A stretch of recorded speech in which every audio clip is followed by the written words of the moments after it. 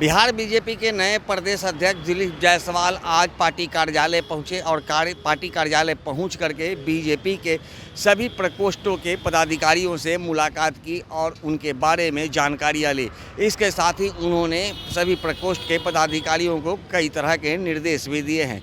इसके साथ ही दिलीप जायसवाल ने बीजेपी के पटना कार्यालय में पूर्व से आयोजित सहयोग कार्यक्रम को फिर से शुरू करने का भी निर्देश जारी किया है, जिसमें अब बीजेपी कोटे के तमाम मंत्री बीजेपी कार्यालय में सहयोग कार्यक्रम का आयोजन करेंगे और इसके लिए पूरे राज्य भर में प्रचार प्रसार करने को लेकर के बीजेपी के सभी प्रकोष्ठ के पदाधिकारियों को निर्देश भी दिया गया है। इस पूरे मामले की जानकारी देते हुए दिलीप जायसवाल ने विपक्षी दलों पर भी जमकर हमला बोला है। उन्होंने राहुल गांधी और तेजस्वी यादव पर भी हमला करते हुए क्या कुछ कहा है, आइए सुनाते हैं। एक सेकंड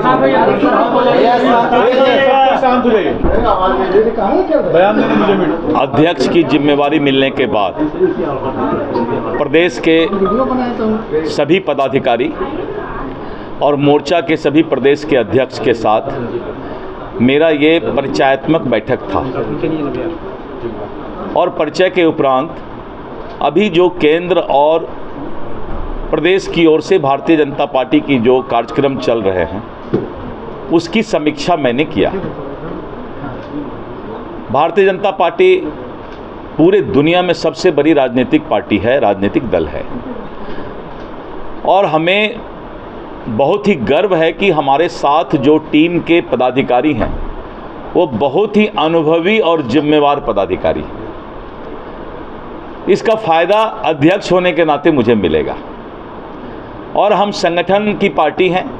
संगठन हमारा एक परिवार है। दो तरह का परिवार होता है, तो मेरा संगठन वाला परिवार है और इसी परिवार को लेकर के हमें संगठन को मजबूत करना है और मजबूत करके आगे बढ़ाने का जिम्मेवारी जो हमें मिला है उस जिम्मेवारी को हम ईमानदारी से निभाने का प्रयास कर रहे हैं। सहयोग कार्यक्रम की शुरुआत की गई, जनता की समस्याओं को लेकर सहयोग कार्यक्रम 1 तारीख से भारतीय जनता पार्टी कार्यालय में शुरू हो रहा है। हमने अपने मीडिया सेल को कहा है कि आप पूरे बिहार में ये मैसेज दे दें, विशेष करके पार्टी के पदाधिकारी एवं कार्यकर्ताओं को, कि कौन से मंत्री, बिहार सरकार के मंत्री किस दिन यहाँ बैठेंगे, जिससे कि कार्यकर्ताओं को और आम लोगों को ये मालूम हो कि इस विभाग के मंत्री इस दिन यहाँ पर बैठ रहे हैं और बैठ के सिर्फ कागज नहीं लेना है, उनकी बात ही नहीं सुनना है, साथ साथ उसका हल कैसे निकले। जिस तरह माननीय मुख्यमंत्री नीतीश कुमार जी जब जनता दरबार करते हैं तो जनता दरबार करने के वक्त वो उसी वक्त पदाधिकारी से बात करते थे और उसी वक्त उसका निदान निकालते थे। तो मैं अपने जितने भी माननीय मंत्री हैं, मैं भी उनसे यही उम्मीद रखता हूं कि जो भी अपना अपना काम लेके कोई सहयोग में आते हैं तो आप तुरंत उसका निदान निकालने का प्रयास कीजिए। धन्यवाद। और संगठन को लेके कब तक गठन हो जाएगा? अब संगठन का गठन पहले संगठित वाला काम चल रहा है, गठन हम जल्दी ही कर लेंगे और आप लोग को जैसे गठन करेंगे तो मालूम हो जाएगा। एक सवाल, आपराधिक बातें प्रचारित की जा रही है। होता क्या है कि कुछ राजनीतिक को जो बुद्धिविहीन कहिए, सुप्रीम कोर्ट में जो कल आरक्षण के मुद्दे को लेके सुनवाई होना था, तो कोर्ट में हम लोगों ने सरकार के तरफ से कहा कि आप तब तक हाईकोर्ट के आदेश को स्टे कर दीजिए। हमारी चिंता ये थी, सुनवाई मान लीजिए 10 दिन, 15 दिन, 1 महीना में हो, लेकिन हमको स्टे कर दीजिए। कितना चिंतित थी सरकार कि हमको आप सुनवाई बाद में करते रहिए लेकिन स्टे कर दीजिए।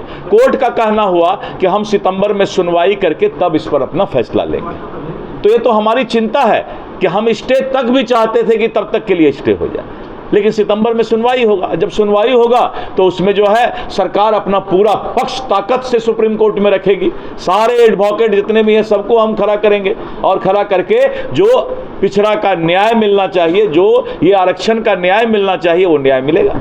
राहुल गांधी सर चक्रव्यूह एक तो हमारे प्रतिपक्ष के नेता हैं, जब सदन चलता है बिहार में तो विदेश में रहते हैं। उसी तरह राहुल गांधी कब इस देश में नजर आएंगे, कब बाहर रहेंगे, तो विदेशी आदमी सबका बात करने से क्या फायदा। हम लोग को तो देसी आदमी है, गांव देहात का आदमी है, और राहुल गांधी हो गया कब पता नहीं विदेश कब देश, तो उस सबका हम उतना बड़ा विदेशी आदमी का बात नहीं करते।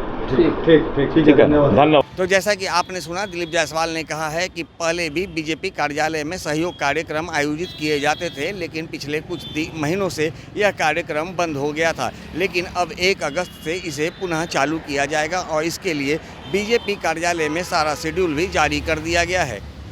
इसके साथ ही उन्होंने राहुल गांधी को और तेजस्वी यादव को बड़ी नसीहत दी है और कहा है कि राहुल गांधी को भारत के बारे में कुछ जानकारी नहीं है। और तो वहीं तेजस्वी यादव के बारे में कहा है कि तेजस्वी यादव अपराध की बात करते हैं, उन्हें खुद याद होना चाहिए कि जब उनके पिता का कार्यकाल था तो वो कैसा कार्यकाल था, और आज छोटे मोटे अपराध होने पर वो सवाल खड़े कर रहे हैं जो कि कहीं से भी सही नहीं है और उन्हें यह सवाल नहीं उठाना चाहिए था।